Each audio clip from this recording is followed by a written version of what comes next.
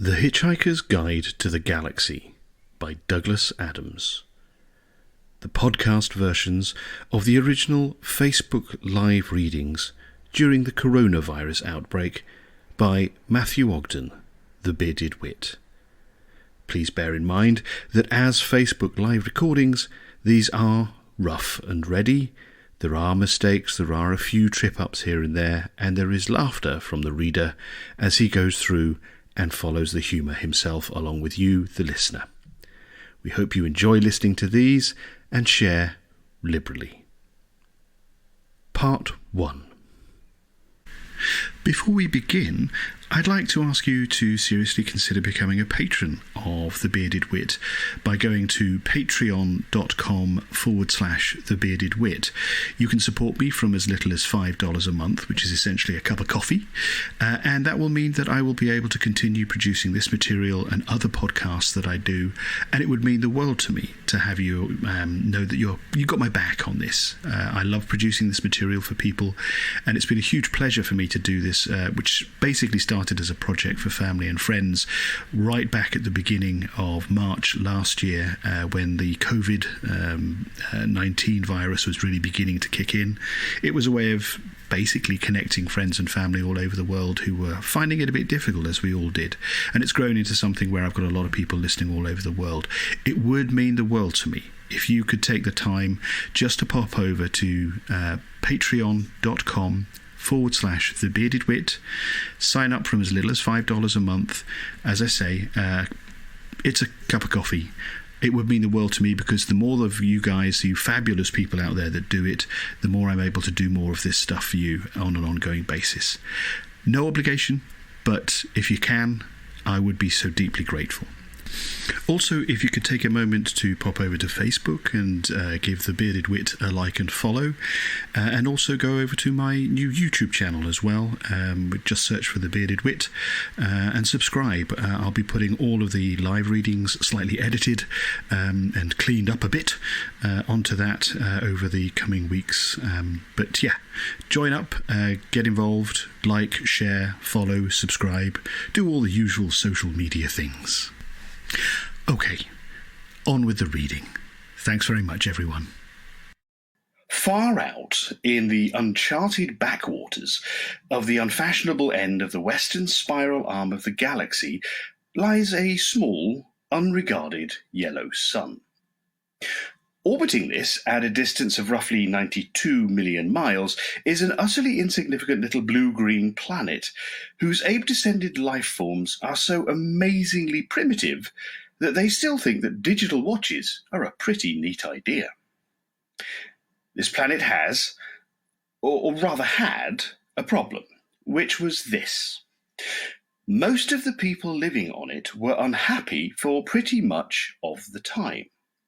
Many solutions were suggested for this problem, but most of these were largely concerned with the movements of small green pieces of paper, which is odd because on the whole it wasn't the small green pieces of paper that were actually unhappy.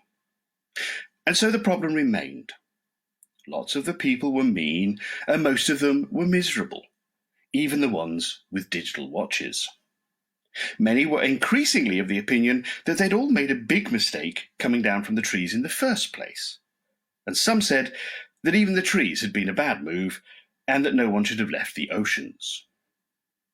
And then, one Thursday, nearly 2,000 years after one man had been nailed to a tree for saying how great it would be to be nice to people for a change, a girl sitting on her own in a small cafe in Rickmansworth suddenly realized what it was that had been going wrong all this time. And she finally knew how the world could be made a good and happy place. This time it was right, it would work, and no one would have to get nailed to anything. Sadly, however, before she could get to a phone call to tell anyone about it, a terrible, stupid catastrophe occurred, and the idea was lost forever. This is not her story, but it is the story of that terrible, stupid catastrophe and some of its consequences. It's also the story of a book called The Hitchhiker's Guide to the Galaxy. Not an Earth book, never published on Earth, and until the terrible catastrophe occurred, never seen or even heard of by any Earthman. Nevertheless, a wholly remarkable book. In fact, it was probably the most remarkable book ever to come out of the great publishing corporations of Ursa Minor, of which no Earthman had ever heard of either. Not only is it a wholly remarkable book, it is also a highly successful one, more popular than the Celestial Home Care Omnibus, better selling than 53 More Things to Do in Zero Gravity, and more controversial than Ulon Kulufid's trilogy of philosophical blockbusters, Where God Went Wrong, Some More of God's Greatest Mistakes, and Who Is This God Person Anyway? In many of the more relaxed civilizations on the outer eastern rim of the galaxy, the Hitchhiker's Guide has already supplanted the great Encyclopaedia Galactica as the standard repository of all knowledge and wisdom. For though it has many omissions and contains much that is apocryphal, or at least wildly inaccurate, it scores over the older, more pedestrian work in two important respects. First, it is slightly cheaper. And secondly, it has the words, "Don't Panic," inscribed in large, friendly letters on its cover. But the story of this terrible, stupid Thursday, the story of its extraordinary consequences, and the story of how these consequences are inextricably intertwined with this remarkable book, begins very simply. It begins with a house. 1. The house stood on a slight rise just on the edge of the village. It stood on its own and looked out over a broad spread of West Country farmland. Not a remarkable house by any means. It was about 30 years old, squattish, squarish, made of brick, and it had 4 windows set in the front of a size and proportion which more or less exactly failed to please the eye. The only person for whom the house was in any way special was Arthur Dent. And that was only because it happened to be the one he lived in. He had lived in it for about 3 years, ever since he'd moved out of London, because it made him nervous and irritable. He was about 30 as well, tall, dark-haired, and never quite at ease with himself. The thing that used to worry him most was the fact that people always used to ask him what he was looking so worried about. He worked in local radio, which he always used to tell his friends was a lot more interesting than they probably thought. It was, too. Most of his friends worked in advertising. On Wednesday night, it had rained very heavily. The lane was wet and muddy, but the Thursday morning sun was bright and clear as it shone on Arthur Dent's house for what was to be the last time.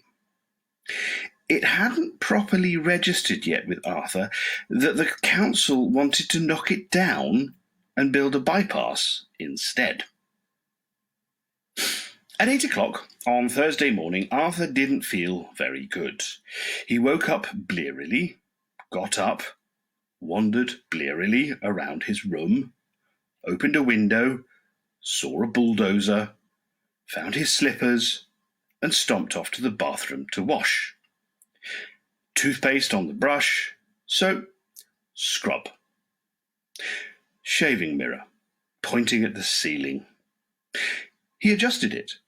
For a moment, it reflected a second bulldozer through the bathroom window. Properly adjusted, it reflected Arthur Dent's bristles. He shaved them off. Washed, dried, and stomped off to the kitchen to find something pleasant to put into his mouth. Kettle, plug, fridge, milk, coffee, yawn. The word bulldozer wandered through his mind for a moment, in search of something to connect with. The bulldozer outside the kitchen window was quite a big one. He stared at it. Yellow, he thought, and stomped off back to his bedroom to get dressed. Passing the bedroom, he stopped to drink a large glass of water, and another. He began to suspect that he was hungover. Why was he hungover? Had he been drinking the night before? He supposed that he must have been. He caught a glint in the shaving mirror. Yellow, he thought, and stomped on to the bedroom. He stood and thought. The pub, he thought. Oh dear, the pub. He vaguely remembered being very angry about something that seemed important. He'd been telling people about it at great length. He rather suspected. Oh, his clearest visual recollection was of glazed looks on other people's faces. Something about a new bypass he'd just found out about. It had been in the pipeline for months, only no one seemed to have known about it. Ridiculous. He took a swig of water. It would sort itself out, he decided. No one wanted a bypass. The council didn't have a leg to stand on. It would sort itself out. God, what a terrible hangover it had earned him, though. He looked at himself in the wardrobe mirror. He stuck out his tongue. Yellow, he thought. The word yellow wandered through his mind in search of something to connect with. 15 seconds later, he was out of the house and lying in front of a big yellow bulldozer that was advancing up his garden path. Mr. L. Prosser was, as they say, only human. In other words, he was a carbon-based bipedal life form descended from an ape. More specifically, he was 40, fat and shabby, and worked for the local council. Curiously enough, though he didn't know it, he was also a direct male line descendant of Genghis Khan. Though intervening generations and racial mixing had so juggled his genes that he had no discernible mongoloid characteristics, and the only vestiges left in Mr. L. Prosser of his mighty ancestry were a pronounced stoutness about the tum and a predilection for little fur hats.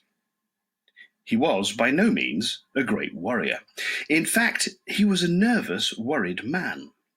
Today he was particularly nervous and worried because something had gone seriously wrong with his job, which was to see that Arthur Dent's house got cleared out of the way before the day was out. "Come off it, Mr. Dent," he said. "You can't win, you know. You can't lie in front of the bulldozer indefinitely." He tried to make his eyes blaze fiercely, but they just wouldn't do it. Arthur lay in the mud and squelched at him. "I'm game," he said. "We'll see who rusts first."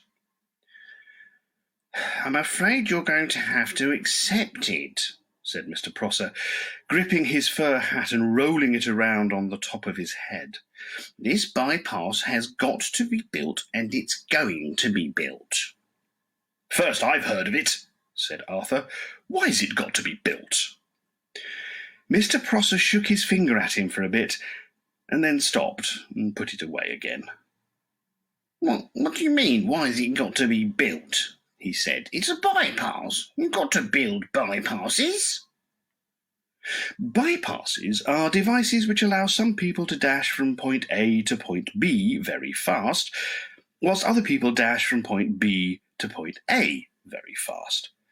People living at point C, being a point directly in between them, are often given to wondering what's so great about point A that so many people from point B are keen to get there, and what's so great about point B that so many people from point A are so keen to get there. They often wish that people would just once and for all work out where the hell they wanted to be. Mr. Prosser wanted to be at point D. Point D wasn't anywhere in particular. It was just any convenient point a very long way from points A, B, and C. He would have liked a nice little cottage at point D, with axes over the door, and spend a pleasant amount of time at point E, which would be the nearest pub to point D. His wife, of course, wanted climbing roses, but he wanted axes. He didn't quite know why, he just liked axes. He flushed hotly under the derisive grins of the bulldozer drivers. He shifted his weight from foot to foot, but it was equally uncomfortable on each. Obviously, somebody had been appallingly incompetent, and he hoped to God it wasn't him. Mr. Prosser said, "You were quite entitled to make any suggestions or protests at the appropriate time, you know." "Appropriate time?" hooted Arthur. "Appropriate time? The first I knew about it was when a workman arrived at my home yesterday. I asked him if he'd come to clean the windows, and he said no, he'd come to demolish the house. He didn't tell me straight away, of course. Oh, no. First he wiped a couple of windows and then charged me $5. Then he told me." "But, Mr. Dent, the plans have been available in the local planning office for the last 9 months. "Oh, yes. Well, as soon as I heard, I went straight round to see them yesterday afternoon. You hadn't exactly gone out of your way to call attention to them, had you? I mean, like actually telling anybody or anything?" "But the plans were on display." "On display? I eventually had to go down to the cellar to find them." "That's the display department." "With a torch?" "Well, the lights had probably gone." "So had the stairs." "But look, I mean, you found the notice, didn't you?" "Yes," said Arthur. "Yes, I did. It was on display in the bottom of a locked filing cabinet stuck in a disused lavatory with a sign on the door saying, 'Beware of the leopard.'" A cloud passed overhead. It cast a shadow over Arthur Dent as he lay propped up on his elbow in the cold mud. It cast a shadow over Arthur Dent's house. Mr. Prosser frowned at it. "It's not as if it's a particularly nice house, is it?" he said. "I'm sorry, but I happen to like it." "You like the bypass?" "Oh, shut up," said Arthur Dent. "Shut up and go away, and take your bloody bypass with you. You haven't got a leg to stand on, and you know it." Mr. Prosser's mouth opened and closed a couple of times, whilst his mind was for a moment filled with inexplicable but terribly attractive visions of Arthur Dent's house being consumed with fire, and Arthur himself running screaming from the blazing ruin, with at least 3 hefty spears protruding from his back. Mr. Prosser was often bothered with visions like these, and they made him feel very nervous. He stuttered for a moment, and then pulled himself together. "Mr. Dent." "Hello, yes?" said Arthur. "Some factual information for you. Have you any idea how much damage that bulldozer would suffer if I just let it roll straight over you?" "How much?" said Arthur. "None at all," said Mr. Prosser, and stormed nervously off, wondering why his brain was filled with 1,000 hairy horsemen, all shouting at him. Excuse me. News. Beginning to run. It's not the virus, you know. By a curious coincidence, none at all is exactly how much suspicion the ape descendant Arthur Dent had that one of his closest friends was not descended from an ape, but was in fact from a small planet somewhere in the vicinity of Betelgeuse, and not from Guildford, as he usually claimed. Arthur Dent had never, ever suspected this. This friend of his had first arrived on planet Earth some 15 Earth years previously, and he had worked hard to blend himself into Earth society, with, it must be said, some success. For instance, he had spent those 15 years pretending to be an out-of-work actor, which was plausible enough. He'd made one careless blunder, though, because he'd skimped a bit on his preparatory research. The information he'd gathered had led him to choose the name Ford Prefect as being nicely inconspicuous. He was not conspicuously tall. His features were striking, but not conspicuously handsome. His hair was wiry and gingerish and brushed backwards from the temples. His skin seemed to be pulled backwards from the nose. There was something very slightly odd about him, but it was difficult to say what it was. Perhaps it was that his eyes didn't seem to blink often enough, and when you talked to him for any length of time, your eyes began involuntarily to water on his behalf. Perhaps it was that he smiled slightly too broadly and gave people the unnerving impression that he was about to go for their neck. He struck most of the friends he'd made on Earth as an eccentric, but a harmless one, an unruly boozer with some oddish habits. For instance, he would often gate-crash university parties, get badly drunk, and start making fun of any astrophysicists he could find until he got thrown out. Sometimes he would get seized with oddly distracted moods and stare into the sky as if hypnotized until somebody asked what he was doing. Then he would start guiltily for a moment, relax, and grin. "Oh, just looking for flying saucers," he would joke, and everyone would laugh and ask him what sort of flying saucers he was looking for. "Green ones," he would reply with a wicked grin, laugh wildly for a moment, and then suddenly lunge for the nearest bar and buy an enormous round of drinks. Evenings like this usually ended badly. Ford would get out of his skull on whiskey, huddle into a corner with some girl, and explain to her in slurred phrases that honestly the colour of the flying saucers didn't really matter that much. Thereafter, staggering semi-paralytic down the night streets, he would often ask passing policemen if they knew the way to Beetlejuice. The policeman would usually say something like, "Don't you think it's about time you went off home, sir?" "I'm trying to, baby, I'm trying to," is what Ford invariably replied on these occasions. In fact, what he was really looking for when he stared distractedly into the sky was any kind of flying saucer at all. The reason he'd said green was that green was the traditional space livery of the Beetlejuice trading scouts. Ford Prefect was desperate that any flying saucer at all would arrive soon, because 15 years was a long time to get stranded anywhere. I know I've been in Colin that long. Was a long time to get stranded anywhere, particularly somewhere as mind-bogglingly dull as Earth. Ford wished that a flying saucer would arrive soon, because he knew how to flag flying saucers down and get lifts from them. He knew how to see the marvels of the universe for less than $30 Altarian a day. In fact, Ford Prefect was a roving researcher for that wholly remarkable book, The Hitchhiker's Guide to the Galaxy. Tea.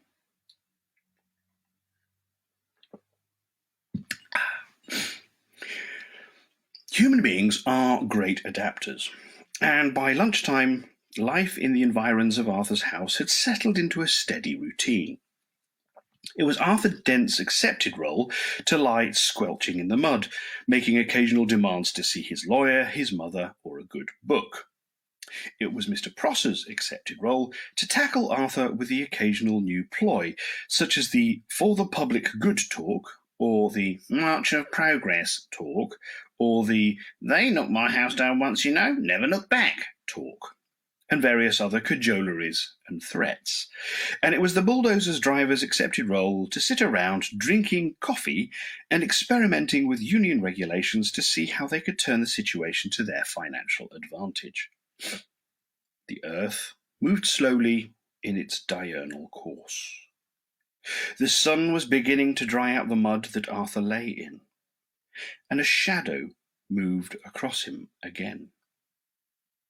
"Hello, Arthur," said the shadow. Arthur looked up and, squinting into the sun, was startled to see Ford Prefect standing above him. "Ford, hello, how are you?" "Fine," said Ford.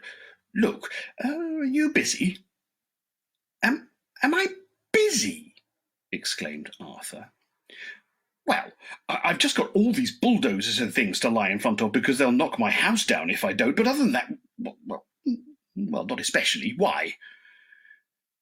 They don't have sarcasm on Beetlejuice, and Ford Prefect often failed to notice it unless he was really concentrating. He said, "Oh, good. Is there anywhere we can talk?" "What?" said Arthur Dent.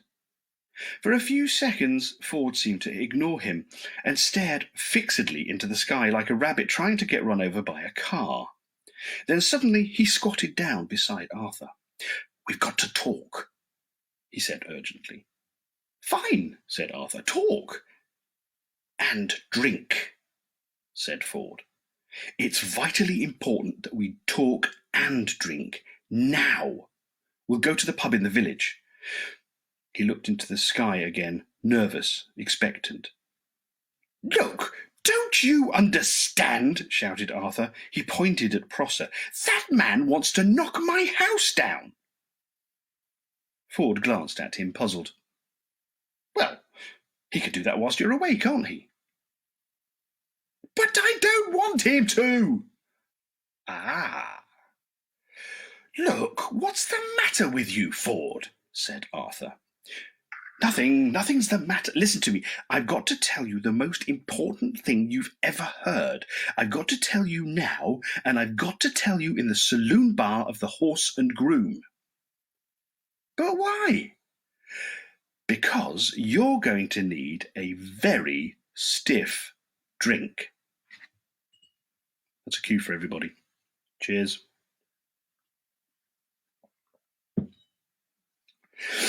Ford stared at Arthur, and Arthur was astonished to find his will beginning to weaken. He didn't realize that this was because of an old drinking game that Ford had learned to play in the hyperspace ports that served the Madronite mining belts in the star system of Orion Beta. The game was not unlike the Earth game called Indian Wrestling, and it was played like this. 2 contestants would sit either side of a table with a glass each in front of them. Between them would be placed a bottle of Jank's spirit, as immortalized in that ancient Orion mining song, "Oh, don't you give me none more of that old Jank spirit. No, don't you give me none no more of that old Jank spirit. For my head will fly, my tongue will lie, my eyes will fly, and I may die. Won't you pour me one of that sinful old Jank spirit?" Each of the 2 contestants would then concentrate his will on the bottle and attempt to tip it and pour spirit into the glass of his opponent, who would then have to drink it. The bottle would then be refilled. The game would be played again and again and again. Once you started to lose, you would probably keep losing, because one of the effects of Jank's spirit is to depress telepsychic powers. As soon as a predetermined quantity had been consumed, the final loser would have to perform a forfeit, which was usually obscenely biological. Ford usually played to lose. Ford stared at Arthur, who began to think perhaps he did want to go to the Horse and Groom after all. "But what about my house?" he asked plaintively. Ford looked across to Mr. Prosser, and suddenly a wicked thought struck him. "He wants to knock your house down."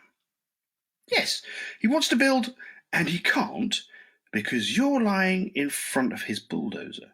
"Yes, and I'm sure we can come to some arrangement," said Ford. "Excuse me," he shouted. Mr. Prosser, who was meantime arguing with a spokesman for the bulldozer drivers about whether or not Arthur Dent constituted a mental health hazard and how much they should get paid if he did, looked around. He was surprised and slightly alarmed to see that Arthur had company. Yes, hello, he called. Has Mr. Dent come to his senses yet? Can we, for the moment, said Ford, assume he hasn't? Well, sighed Mr. Prosser. And can we also assume, continued Ford, that he's going to be staying here all day? So, all your men are going to be standing around all day doing nothing. Could be. Well, if you're resigned to doing that anyway, you don't actually need him to lie here all the time, do you? What? You don't, said Ford patiently, actually need him here at all. Mr. Prosser thought about this. Well, no, not as such, he said. Not exactly need. Mr. Prosser was worried. He thought that one of them wasn't making an awful lot of sense.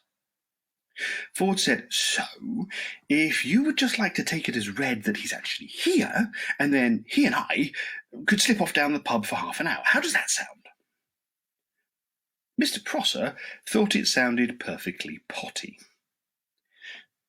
That sounds perfectly reasonable, he said, in a reassuring tone of voice, wondering who he was trying to reassure. And if you want to pop off for a quick one yourself later on, said Ford, we can always cover for you in return. Oh, well, yes, thank you very much, said Mr. Prosser, who no longer knew how to play this at all. Yeah, thank you very much. Yes, that's very kind. He then frowned, then smiled, then tried to do both at once, failed, grasped hold of his fur hat and rolled it fitfully around the top of his head, and he could only assume that he'd just won. So, continued Ford, if you would just like to come over here and lie down... What? Said Mr. Prosser. I'm sorry, said Ford. Perhaps I hadn't made myself completely clear. Somebody's got to lie here in front of the bulldozers, haven't they? Or there won't be anything to stop them just driving into Mr. Dent's house, will there? What? Said Mr. Prosser again. It's very simple. My client, Mr. Dent, says that he will stop lying here in front of the mud on the sole condition that you come over and take over from him. What are you talking about? Said Arthur, but Ford nudged him with his shoe to be quiet. You want me, said Prosser, spelling out his new thought to himself, to come and lie there? Yes.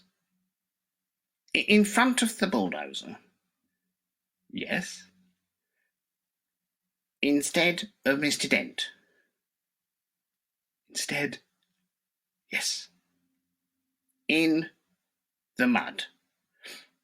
In, as you say, the mud. As soon as Mr. Prosser realised that he was substantially the loser after all, it was as if a weight had lifted itself off his shoulders. This was more the world as he knew it, he sighed.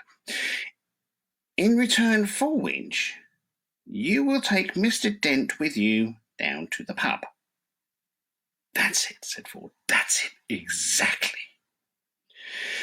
Mr. Prosser took a few nervous steps forwards and stopped. Promise? He said. Promise, said Ford. He turned to Arthur. Come on, he said to him. Get up and let the man lie down. Arthur stood up, feeling as if he was in a dream. Ford beckoned to Prosser, who sadly, awkwardly sat down in the mud. He felt that his whole life was some kind of dream, and he sometimes wondered whose it was and whether they were enjoying it. The mud folded itself around his bottom and his arms and oozed into his shoes. Ford looked at him severely. And no sneaky knocking down Mr. Dent's house whilst he's away, all right? He said. The mere thought, growled Prosser. Hadn't even begun to speculate. he continued, settling himself back. About the merest possibility of crossing my mind. He saw the bulldozer drivers' union representative approaching and let his head sink back and closed his eyes. He was trying to marshal his arguments for proving that he did not now constitute a mental health hazard himself. He was far from certain about this. His mind seemed to be full of noise, horses, smoke, and the stench of blood. This always happened when he felt miserable or put upon, and he had never been able to express it to himself. In a high dimension of which we know nothing of, the mighty Khan bellowed with rage. But Mr. Prosser only trembled slightly and whimpered. He began to feel little pricks of water behind his eyelids. Bureaucratic cock-ups, angry men lying in mud, indecipherable strangers handing out inexplicable humiliations, and an unidentified army of horsemen laughing at him in his head. What a day! What a day! Ford Prefect knew that it didn't matter a pair of fetid dingo's kidneys whether Arthur's house got knocked down. Or at least, not now. Arthur, however, remained very worried. But can we trust him? He said. Myself, I'd trust him to the ends of the earth, said Ford. Oh, yes, said Arthur. How far's that? About 12 minutes away, said Ford. Come on, I need a drink. Chapter 2. All good?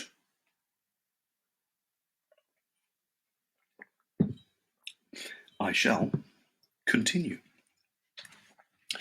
Here's what the Encyclopedia Galactica... Try that one again. Here's what the Encyclopedia Galactica has to say about alcohol. It says that alcohol is a colourless volatile liquid formed by the fermentation of sugars, and also notes its intoxicating effect on certain carbon-based life forms. The Hitchhiker's Guide to the Galaxy also mentions alcohol. It says that the best drink in existence is the Pan-Galactic Gargle Blaster. It says that the effect of drinking a Pan-Galactic Gargle Blaster is like having your brains smashed out by a slice of lemon wrapped around a large gold brick. The guide also tells you on which planets the best Pan-Galactic Gargle Blasters are mixed, how much you can expect to pay for one, and what voluntary organizations exist to help you rehabilitate afterwards. The guide even tells you how you can mix one yourself. Take the juice from one bottle of that old Jank's spirit, it says. Pour into it 1 measure of water from the seas of Santragenus 5. Oh, that Santragenarian seawater, it says. Oh, those Santragenarian fish. Allow 3 cubes of Arcturan Mega Gin to melt into the mixture. It must be properly iced or the benzene is lost. Allow 4 litres of Fallian marsh gas to bubble through it, in memory of all those happy hikers who've died of pleasure in the marshes of Fallia. Over the back of a silver spoon float a measure of qualactin hypermint extract, redolent of all the heady odours of the dark qualactin zones, subtle, sweet, and mystic. Drop in the tooth of an Algolian sun tiger. Watch it dissolve, spreading the fires of the Algolian suns deep into the heart of the drink. Sprinkle Zampuor. Add an olive. Drink. But very carefully. The Hitchhiker's Guide to the Galaxy sells rather better than the Encyclopedia Galactica. 6 pints of bitter, said Ford Prefect to the barman of the Horse and Groom, and quickly, please, the world's about to end.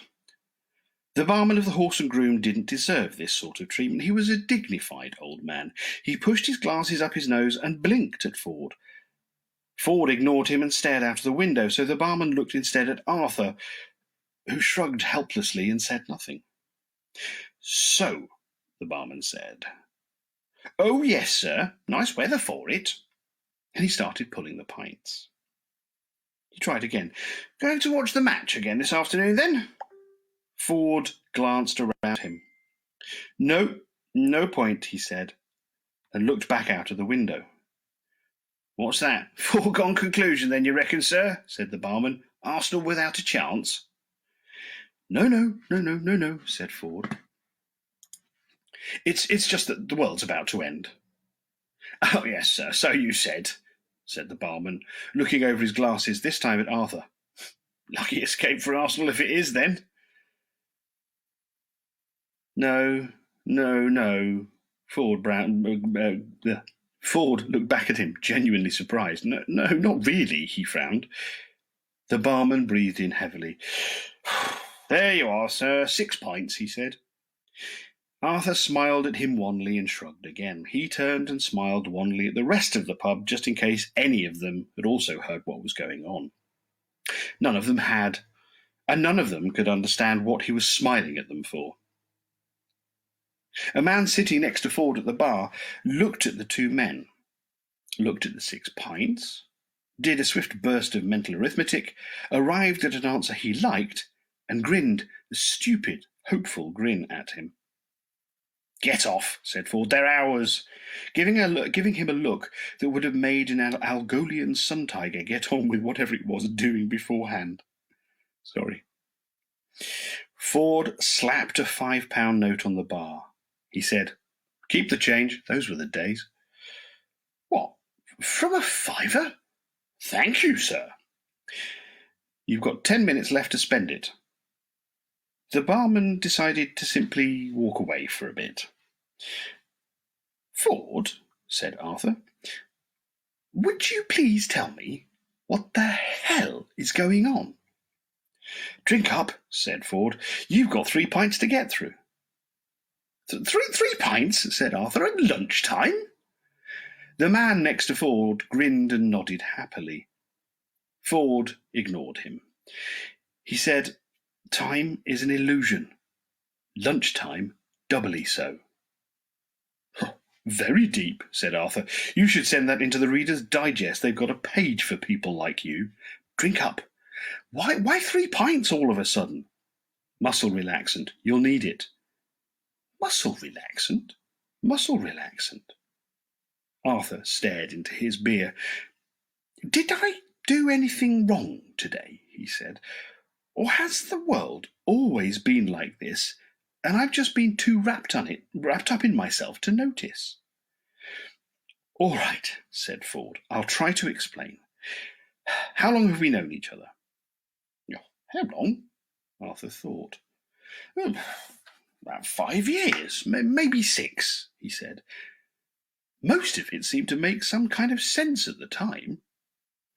All right, said Ford. How would you react if I said that I'm not from Guildford after all, but from a small planet somewhere in the vicinity of Beetlejuice? Arthur shrugged in a so-so kind of way. I don't know, he said, taking a pull of a pint of beer. Why, do you think that's the sort of thing you're likely to say? Ford gave up. It really wasn't worth bothering at the moment, what with the world about to end. So he just said, Drink up. He added, perfectly factually, the world's about to end. Arthur gave the rest of the pub another wan smile. The rest of the pub frowned at him. A man waved at him to stop smiling at them and mind his own business.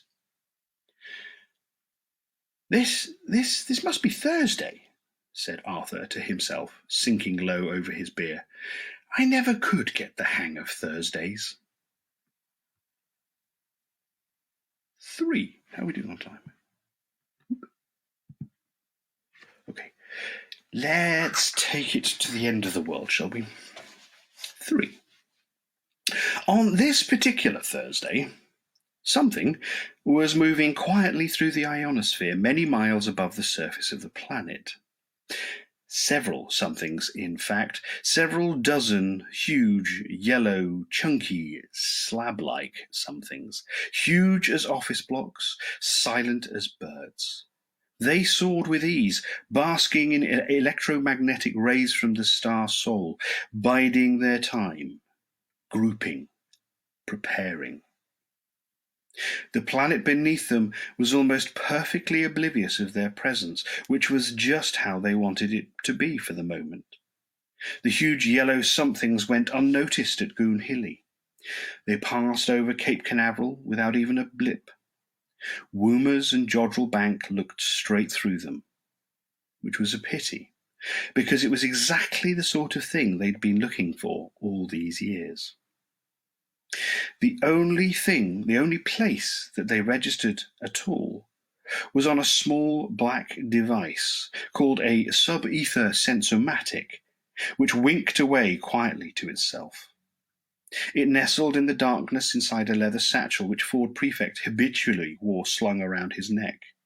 The contents of Ford Prefect's satchel were quite interesting, in fact, and it would have made any Earth physicist's eyes pop out of its head.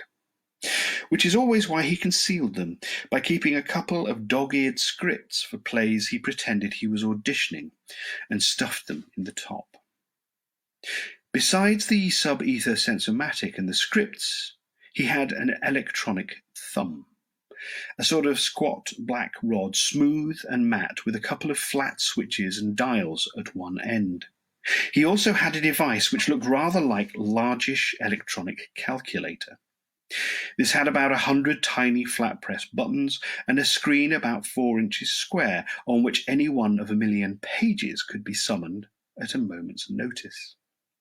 It looked insanely complicated, and this was one of the reasons why the snug plastic cover it fitted into had the words "Don't Panic" printed in large friendly letters. The other reason was that this device was, in fact, the most remarkable of all books ever to come out of the great publishing corporation's Ursa Minor, The Hitchhiker's Guide to the Galaxy. The reason why it was published in the form of a micro-sub-meson electronic component is that if it were printed in normal book form, an interstellar hitchhiker would require several inconveniently large buildings to carry it around in. Beneath that, in Ford Prefect's satchel, were a few biros, a notepad, and a large bath towel from Marks and Spencer. The Hitchhiker's Guide to the Galaxy has a few things to say on the subject of towels. A towel, it says, is about the most massively useful thing an interstellar hitchhiker can have, particularly because it has great practical value. You can wrap it around you for warmth as you bound across the cold moons of Jaglan Beta. You can lie on it in the brilliant marble-sanded beaches of Santraginus V, inhaling the Heady sea vapours. You can sleep under it beneath the stars which shine so redly on the desert world of Kakrafoon. Use it to sail a mini-raft down the slow, heavy river Moth. Wet it for use in hand-to-hand combat. Wrap it around your head to ward off noxious fumes, or avoid the gaze of the ravenous bug-blatter beast of Traal, a mind-bogglingly stupid animal. It assumes that if you can't see it, it can't see you. Daft as a brush, but very, very ravenous. You can wave your towel in emergencies as a distress signal, and, of course, dry yourself off with it if it still seems to be clean enough. More importantly, a towel has immense psychological value.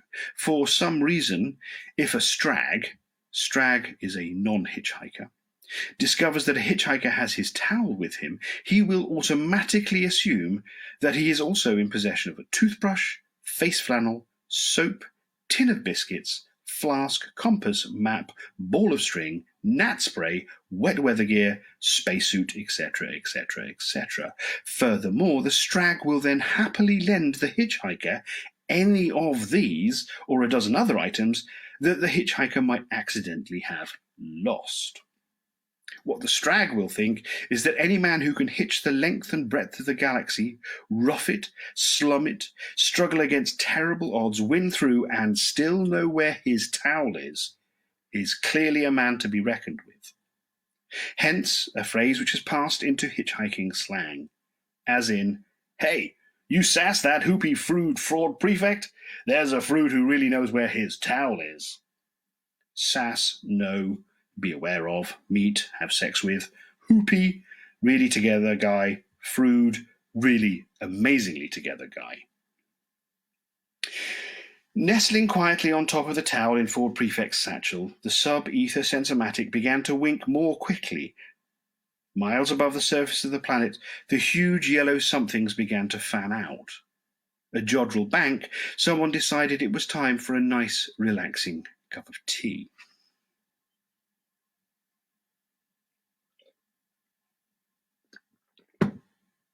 They weren't wrong. "You got a towel with you?" said Ford, suddenly to Arthur. Arthur, struggling through his third pint, looked around at him. Why? What? No, why should I?" He had given up long ago being surprised. There just didn't seem to be any point any longer. Ford clicked his tongue in irritation. "Drink up," he urged.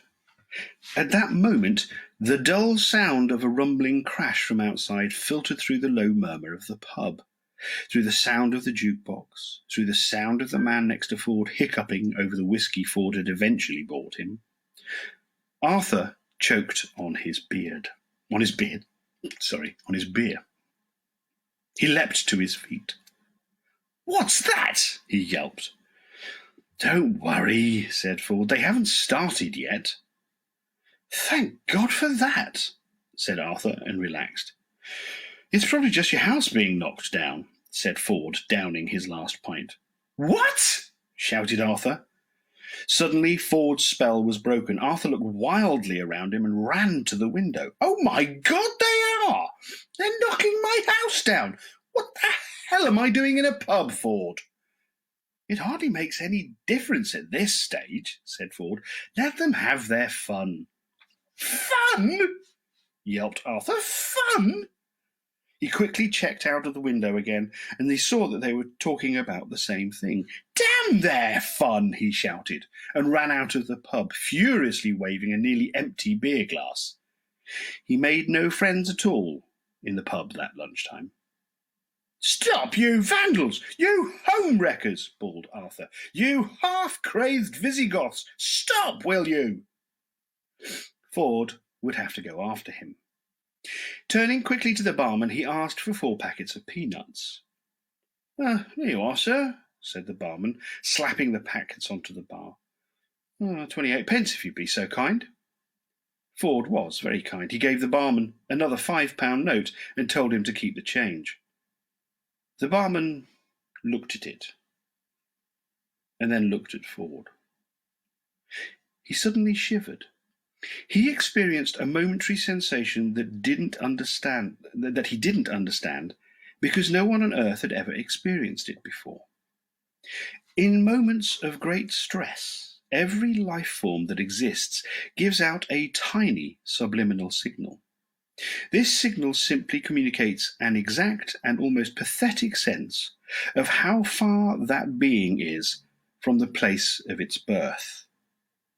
On Earth, it's never possible to be further than 16,000 miles from your birthplace, which really isn't very far, so such signals are too minute to be noticed. Ford Prefect, however, was at this moment under great stress, and he was born 600 light-years away in the near vicinity of Betelgeuse. The barman reeled for a moment, hit by a shocking, incomprehensible sense of distance. He didn't know what it meant, but he looked at Ford with a new sense of respect, almost awe. "Are you serious, sir?" he said in a small whisper, which had the effect of silencing the pub. "You think the world's going to end?" "Yes," said Ford. "But this afternoon?" Ford had recovered himself. He was at his flippest. "Yes," he said gaily, "in less than 2 minutes, I would estimate." The barman couldn't believe this conversation he was having, but he couldn't believe the sensation he'd just had either. "Isn't there anything we can do about it, then?" he said. "Nope, nothing," said Ford, stuffing the peanuts into his pocket. Someone in the hushed bar suddenly laughed raucously at how stupid everyone had become. The man sitting next to Ford was a bit sozzled by now. His eyes weaved their way up to Ford. I thought," he said, "that if the world was going to end, we were meant to lie down or put a paper bag over our head or something." "If you like," said Ford. "That's what I told us in the army," said the man, and his eyes began the long trek back towards his whiskey. "Will that help?" said the barman. "Nope," said Ford, gave him a friendly smile. "Excuse me," he said, "I've got to go." And with a wave, he left. The pub was silent for a moment longer, and then, embarrassingly enough, the man with the raucous laugh did it again. The girl he dragged along to the pub with him had grown to loathe him dearly over the last hour, and it would probably have been the greatest of satisfaction to her to know that in a minute and a half or so, he would suddenly evaporate into a whiff of hydrogen, ozone, and carbon monoxide. However, when the moment came, she would be too busy evaporating herself to notice it. The barman checked his throat, and he heard himself say, "Last orders, please." The huge yellow machines began to sink downwards and to move faster.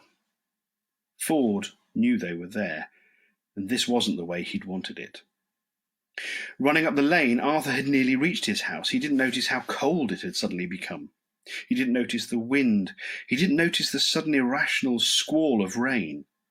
He didn't notice anything but the caterpillar bulldozers crawling over the rubble that had been his home. "You barbarians!" he yelled. "I'll sue the council for every penny it's got. I'll have you hung, drawn, and quartered, and whipped, and boiled, until you've had enough." Ford was running after him very fast. Very, very fast. "And then I will do it all again," yelled Arthur. "And when I've finished, I will take all the little bits and I will jump on them." Arthur didn't notice that the men were running from the bulldozers. He didn't notice that Mr. Prosser was staring hectically into the sky. What Mr. Prosser had noticed was that huge yellow somethings were screaming through the clouds.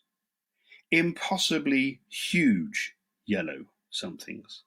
"And I will carry on jumping on them," said Arthur, still running, "until I get blisters, or I can think of anything even more unpleasant to do, and then—" Arthur tripped and fell headlong, rolled and landed flat on his back.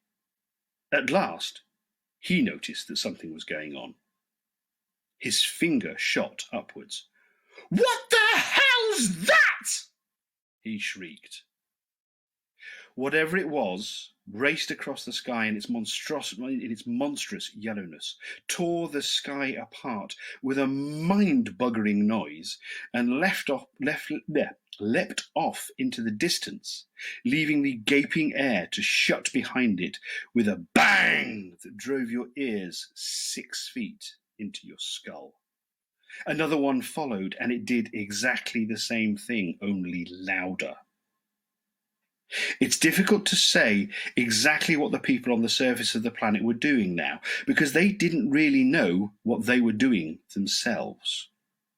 None of it made a lot of sense. Running into houses, running out of houses, howling noiselessly at the noise.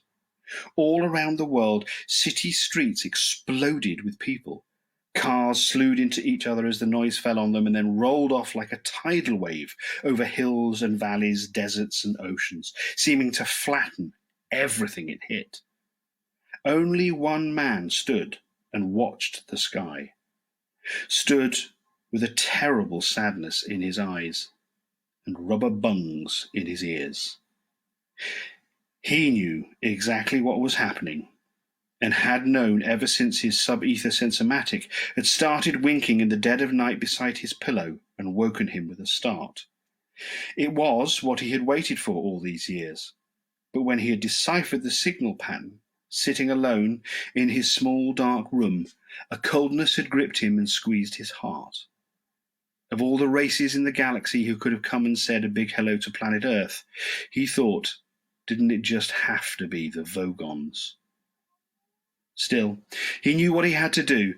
As the Vogon craft screamed through the air high above him, he opened his satchel. He threw away a copy of Joseph and the Amazing Technicolor Dreamcoat. He threw away a copy of Godspell. He wouldn't need them where he was going. Everything was ready. Everything was prepared. He knew where his towel was. A sudden silence hit the earth. If anything, it was worse than the noise. For a while, nothing happened. The great ships hung motionless in the sky over every nation on Earth. Motionless they hung, huge, heavy, steady in the sky, a blasphemy against nature. Many people went straight into shock as their minds tried to encompass what they were looking at. The ships hung in the sky in much the same way that bricks don't. And still, nothing happened. Then there was a slight whisper, a sudden, spacious whisper of open, ambient sound. Every hi-fi set in the world, every radio, every television, every cassette recorder, every woofer, every tweeter, every mid-range driver in the world suddenly turned itself on. Every tin can, every dustbin, every window, every car, every wine glass, every sheet of rusty metal became activated as an acoustically perfect sounding board. Before the Earth passed away, it was going to be treated to the very ultimate in sound reproduction, the greatest public address system ever built. But there was no concert, no music, no fanfare, just a simple message. "People of Earth, your attention, please," a voice said. And it was wonderful. Wonderful, perfect, quadraphonic sound with distortion levels so low as to make a brave man weep. "This is Prostechnik Vogon Jeltz of the Galactic Hyperspace Planning Council," the voice continued. "As you will no doubt be aware, the plans for development of the outlying regions of the galaxy require the building of a hyperspatial express route through your star system, and regrettably, your planet is one of those scheduled for demolition. The process will take slightly less than 2 of your Earth minutes. Thank you." The PA died away. Uncomprehending terror settled on the watching people of Earth.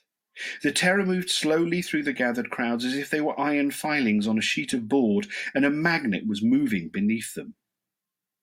Panic sprouted again, desperate, fleeing panic. But there was nowhere to flee to. Observing this, the Vogons turned on their PA again, and it said, "There's no point acting all surprised about it. All the planning charts and demolition orders have been on display in your local planning department in Alpha Centauri for 50 of your Earth years, so you've had plenty of time to lodge any formal complaint, and it's far too late to start making a fuss about it now." The PA fell silent again, and its echo drifted off across the land. The huge ships turned slowly in the sky with easy power. Oops, no, crap, what? Stop. My page just disappeared. This is not the time to do that. Sorry, folks.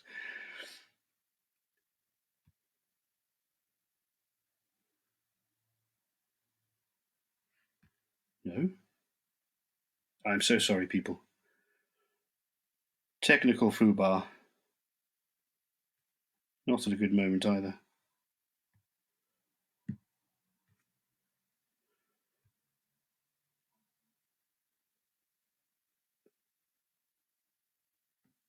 Try again. I do apologise. Here we go. The PA fell silent again, and its echo drifted across the land. The huge ships turned slowly in the sky with easy power. On the underside of each, a hatchway opened, an empty, black square. By this time, somebody somewhere must have manned a radio transmitter, located a wavelength, and broadcast a message back to the Vogon ships to plead on behalf of the planet. Nobody ever heard what they said. They only heard the reply. The PA slammed back into life again. The voice was annoyed. It said, "What do you mean you've never been to Alpha Centauri? For heaven's sake, mankind, it's only 4 bloody light years away, you know. I'm sorry, but if you can't be bothered to take an interest in local affairs, it's your own lookout. Energize the demolition beams." Light poured out of the hatchways. "I don't know," said the voice on the PA. "Apathetic bloody planet. I've no sympathy at all." It cut off. There was a terrible, ghastly silence. There was a terrible, ghastly noise. There was a terrible, ghastly silence. The Vogon constructor fleet coasted away into the inky, starry void. Right. Shall we call it a day there for tonight? And then we can continue tomorrow the adventure. I hope you have enjoyed it. If you can give thumbs up and so on and let me know, that would be great. If there's anything that I haven't done well or that you'd like done differently tomorrow, let me know. But thank you so much for joining me this evening. I hope you've had fun. And we'll do some more tomorrow. I've really enjoyed this. Thank you very much for your company. And see you same time, same place tomorrow. Thank you so much. Don't panic. Stay safe, stay home, look after yourselves. Thank you so much for your company. I really appreciate it. Bye, guys.